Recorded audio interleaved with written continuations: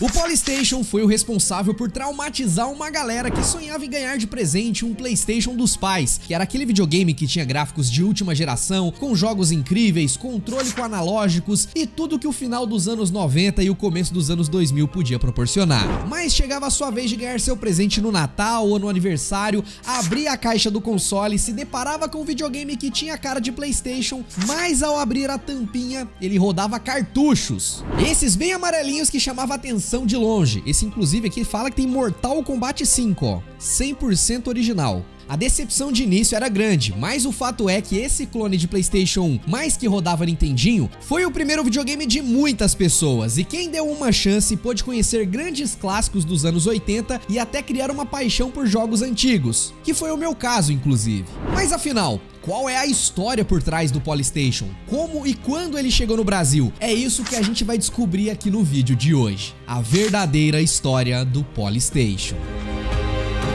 Todo mundo sabe hoje em dia que o Polystation na verdade se trata de um clone do Nintendinho, ou do Famicom como é mais conhecido lá no Japão, que foi um console que fez muito sucesso no final dos anos 80, no começo dos anos 90 e foi responsável por fazer todo mundo voltar a amar videogame depois daquele crash que aconteceu por causa da Atari e seus jogos de má qualidade que acabou estragando todo esse cenário, e por alguns anos todo mundo achava que nunca mais iríamos ter essa febre dos videogames novamente. E graças à Nintendo, videogame se tornou o que é hoje. E talvez o que muitos de vocês não saibam, principalmente a galera mais nova, é que o Polystation tá longe de ser o primeiro Famiclone do Brasil. Aqui no Brasil, nos anos 90, a gente teve uma enxurrada de clones de Nintendinho com diversos nomes diferentes. E isso acontecia porque naquela época existia uma lei que simplesmente proibia a importação de hardware e software de outros países. Era a Lei de Reserva de Mercado de 1984, que tinha como ideal forçar as empresas brasileiras a desenvolver os seus próprios produtos e a própria tecnologia.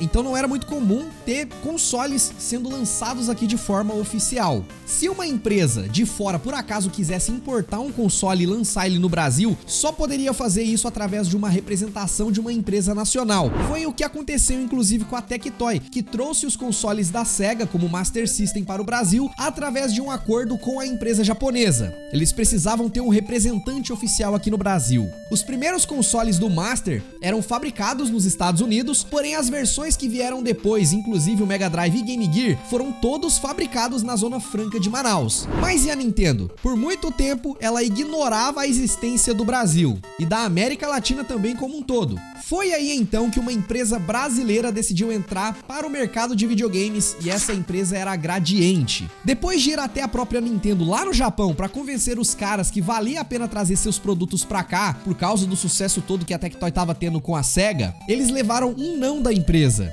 E aí a Gradiente teve a brilhante ideia: já que os caras não querem, a gente vai fazer por conta própria. Sabendo então das questões envolvendo a Lei de Reserva de Mercado, eles simplesmente decidiram comprar um Nintendinho e fazer uma engenharia reversa no console, entendendo como ele funcionava e recriando um novo videogame do zero, que rodava as fitas originais de Nintendinho. E segundo até mesmo o vice-presidente da Gradiente, todos os componentes do console da Nintendo eram relativamente simples de reproduzir, bastando recriar o console com peças iguais, só que com outro nome. E assim surgia o Phantom System. E quem for mais velho e tiver o olho mais atento já percebeu que o Phantom na verdade tem a aparência de um outro videogame. Ou seja, não bastava ser um clone de Nintendinho, a sua aparência era para ter sido uma versão brasileira do Atari 7800, que é um sucessor do clássico Atari 2600. Mas como esse videogame foi um grande fracasso, eles aproveitaram a carcaça desse console para usar no então um novo Phantom System.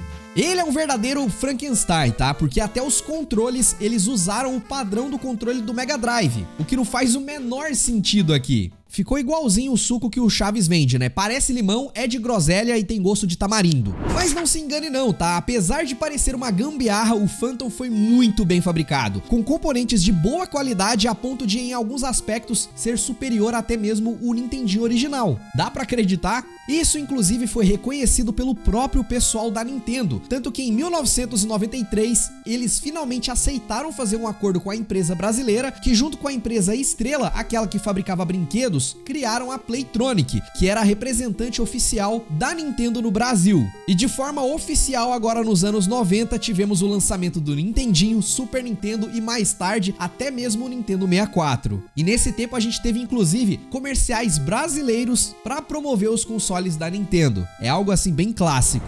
Super Nintendo, sensações incríveis, desafios inigualáveis, games antológicos. Salve, sabe que quando o Timóteo vem aqui, ele não fica jogando Super Nintendo não, bobão. Bobão?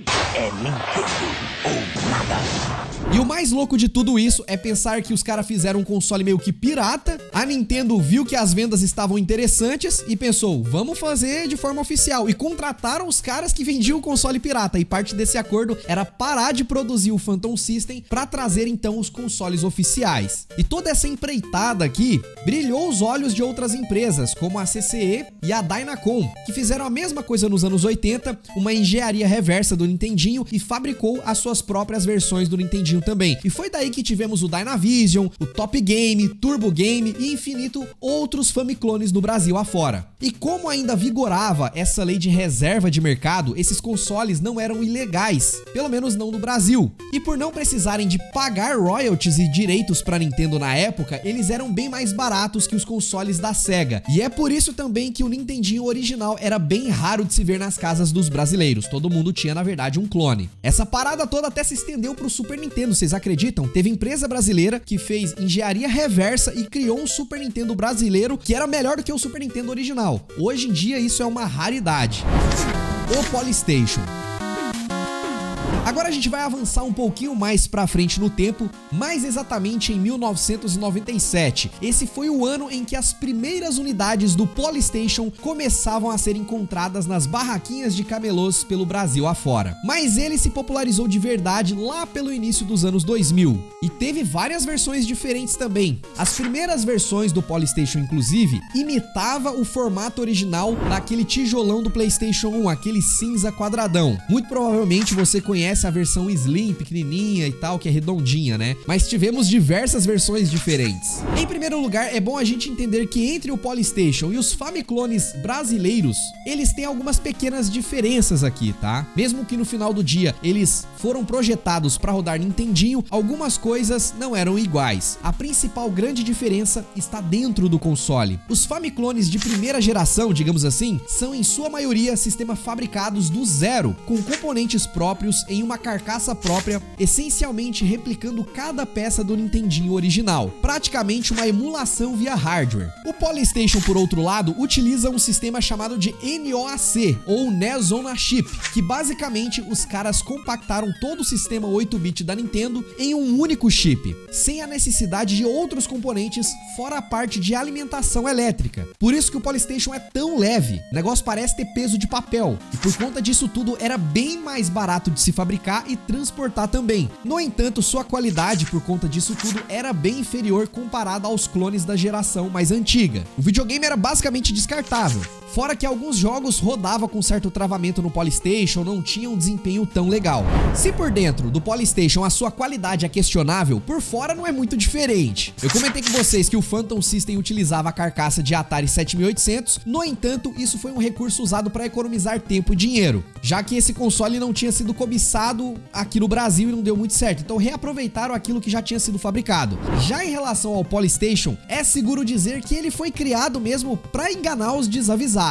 Aquele pai que chegava na loja, não entendia muito de videogame, escutava o filho pedindo um PlayStation, mas chegava lá, via a mesma coisa, tudo igual, só que custava tipo mais da metade do preço. Enquanto o PlayStation naquele tempo saía ali 400, 500 reais, o Polystation custava 50 conto. Na segunda metade dos anos 90, o PlayStation era de longe o console mais desejado por qualquer um que queria um videogame. Assim não ficava difícil entender a escolha na aparência do Polystation, né? Inclusive as primeiras versões do Polystation tinha a mesma carcaça do PlayStation 1 quadradão, e depois chegaram outras versões, até o Polystation atualizou também para copiar o formato do PS1, que era a versão Slim do PlayStation 1, né, todo redondinho, menor e branquinho. Tinha um botão de reset que não existia no PlayStation 1, o botão Power e o botão para abrir a bandejinha. E no compartimento de CD é aqui que o sonho de muitas crianças e jovens foram despedaçados, porque ficava aquele espaço gigante para você colocar uma fitinha, que inclusive tinha um padrão de 60 pinos, que era diferente do Nintendinho original americano. Esse aqui era o padrão japonês. Então, em teoria, se você tiver um cartucho original de Nintendinho japonês, o seu PlayStation provavelmente vai conseguir rodar ele sem problemas. E o PlayStation também contava com 2 controles, cópias do primeiro controle de PlayStation que não tinha analógico e também não tinha os botões R1, R2, L1, L2. O meu, por exemplo, não tem nada, ele é só uma carcaça mesmo, um plástico que não faz nada. Eu já vi algumas versões mais atualizadas que tinham esses botões, mas que não tinham função, só tava ali pra fazer enfeite. E não podia faltar o melhor, que é a clássica pistola pra você jogar Duck Hunt, né, e saindo atirando ali na TV, que era maneirinho, vai? Tinha também os cabos de áudio e força, né, pra você ligar o videogame na tomada e muito isopor.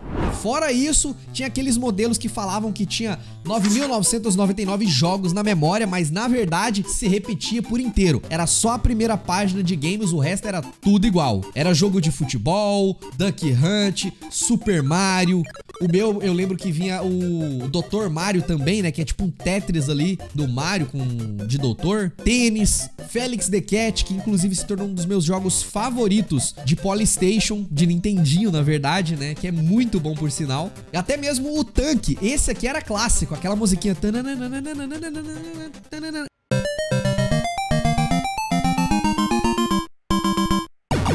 Era muito bom, mano, eu gostava do Tanque, dava pra jogar de 2, você podia criar suas fases também, o seu objetivo aqui era derrotar a águia que ficava do outro lado do time adversário, era muito maneiro, cara. Eu acho que esse aqui era o jogo que todo mundo que tinha PlayStation jogava. Tinha também o Adventure Island, que era um menininho ali que ficava pulando, tinha que pegar as frutinhas, era mó da hora, né?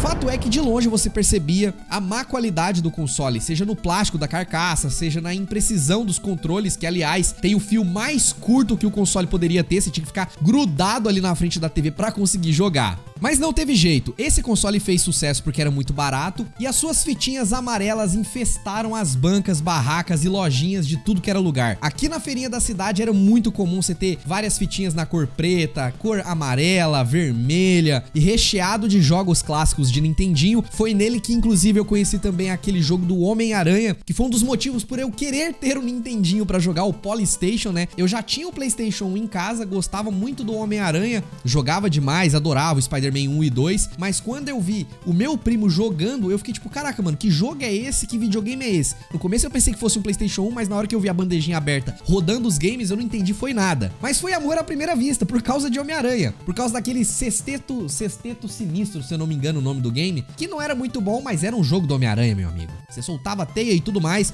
com aqueles gráficos lindos pra época, né? Mesmo eu já jogando jogos em 3D com gráficos melhores, aquilo me chamou atenção. Fora que a gente tinha também umas hack rooms bizarras, tinha fitinha ali, como eu já mostrei pra vocês, do Mortal Kombat 5, sendo que nem existia o 5 nessa época. Pokémon, mas aí você ia jogar, era outro jogo, sei lá, do Tom e Jerry com a skin do Pikachu, uns negócios assim muito doido. E era bem acessível pra comprar também, comparado com a versão original desses jogos, né? Você pagava ali 5 conto, vinham 3 joguinhos, 5 joguinhos, você saía feliz demais. Ou nem tanto, né? Por apostar na quantidade e não na qualidade, né, que é o lema aqui do PlayStation, as fitinhas com milhões de jogos, isso acontecia porque o tamanho desses games era muito pequeno. Então dava pra você lotar de coisa ali nas fitinhas. Fora a facilidade de você poder copiar e modificar esses games também, criando esses diversos clones que a gente conhece hoje em dia. E aí começava a inflar tudo só pra enganar a trouxa mesmo. Talvez seja até por isso que a gente não encontrava grandes clássicos do Nintendinho original pra comprar nessas fitinhas. Até tinha como você jogar Mario Bros, mas eu nunca encontrei fitinhas assim desse tempo de Zelda, Metroid ou até mesmo Final Fantasy. Grandes jogos não apareciam com muita frequência, era sempre as mesmas coisas. Talvez um dos motivos pra isso acontecer é que alguns desses games tinham bateria dentro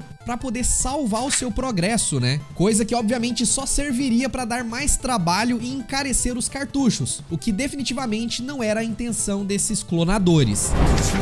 A origem.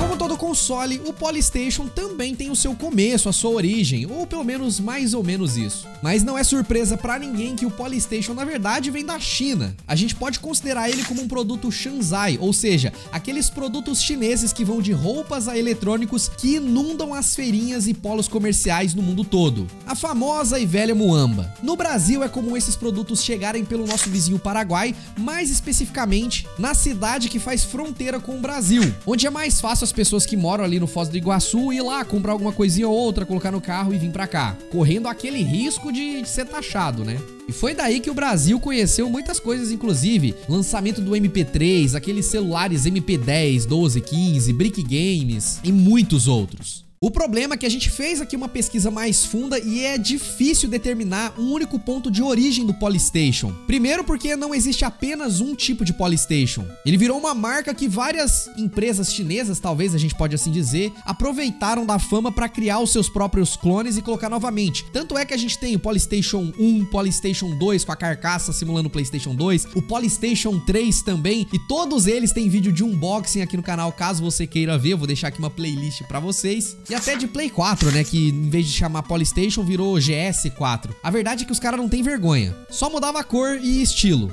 Nas caixas desse Polystation você até encontra algum CNPJ brasileiro, né, ou o nome de algumas empresas que na verdade são responsáveis pela importação do produto no nosso país, mas que não tem nenhuma relação direta com os criadores oficiais desse clone aqui, até porque essas pessoas não vão querer vir a público e dizer que criaram algo desse tipo, porque pode levar um processinho da Nintendo.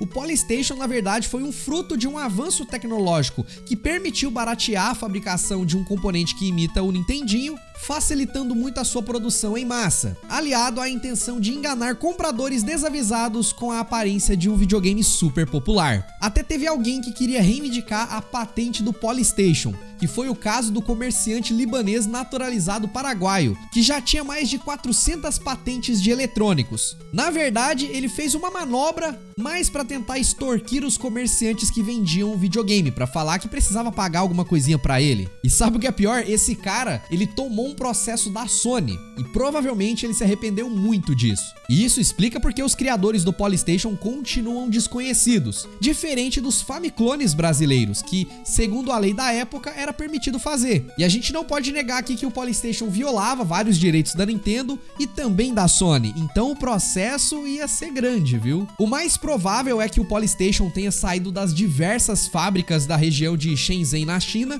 que é o polo industrial de onde vem a maioria desses tipos de produtos. Mas não deixa de ser uma história interessante, não é verdade? E o mais engraçado de tudo isso é que hoje em dia o Polystation já não é tão fácil de achar. Se você procurar na internet, colocar no Mercado Livre, por exemplo, vai ter pessoas vendendo esse console na casa dos 300, 400 até 500 reais. Se tornou praticamente um item de colecionador e até mesmo de luxo. Você encontra alguns clones ou outro ali no AliExpress da vida, saindo por 100 reais, mas aquelas versões antigas, com aquela caixa clássica, com cores alaranjadas e amarelada, com símbolo do Polystation e tudo mais, já não tem mais pra comprar assim novo. E também, hoje em dia, nem faz tanto sentido assim a garotada ser enganada, porque ela pode jogar todos esses games na palma da sua mão pelos emuladores aí de celular. O que acontece é que agora os chineses estão focados em fazer clones que rodam diversos consoles, né? A gente já trouxe vários deles aqui com qualidades excelentes e que vai dar um trabalho pra essas empresas aí que podem, sei lá, achar ruim e querer processá-las, né? Mas como tá na China,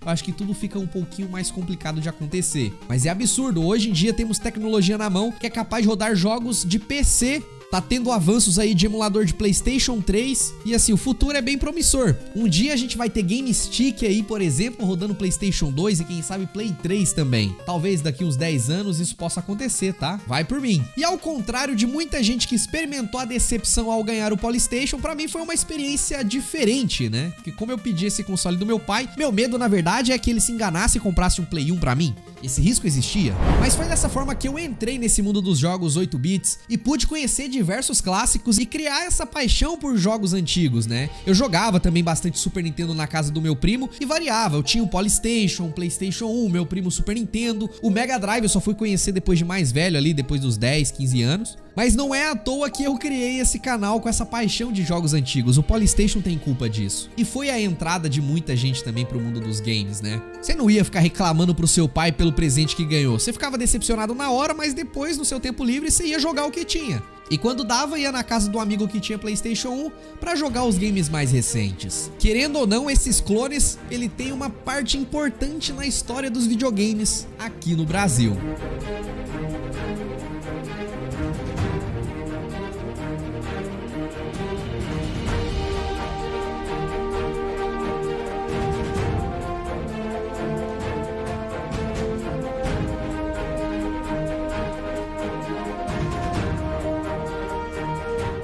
Se você tem alguma história interessante pra contar pra gente sobre o Polystation, comenta aqui embaixo. E se você curtiu esse vídeo, é muito importante que você deixe o seu joinha. A gente faz aqui com muito carinho a pesquisa, a edição desses vídeos, que a gente transforma praticamente num documentário, né? E o apoio de vocês é o mais importante. Se você quiser ajudar ainda mais o canal, se torne um membro, que nesses vídeos especiais eu sempre coloco o nome de todo mundo que apoia a gente. Por menos de R$3 você já consegue ter acesso aí aos emoticons exclusivos que você pode utilizar tanto nos comentários dos vídeos, como também nas lives, e o teu nome aparece e fica registrado aqui pra sempre no conteúdo do canal. E se você tá assistindo esse vídeo pela TV, para um segundinho, pega o controle e se inscreva pra você sempre receber os nossos vídeos, beleza? E pra mais conteúdos de Polystation, vou deixar aqui pra vocês vídeos de outros clones que a gente fez que eu acho que você vai curtir. Eu vou ficando por aqui, um grande abraço, valeu e tchau, tchau!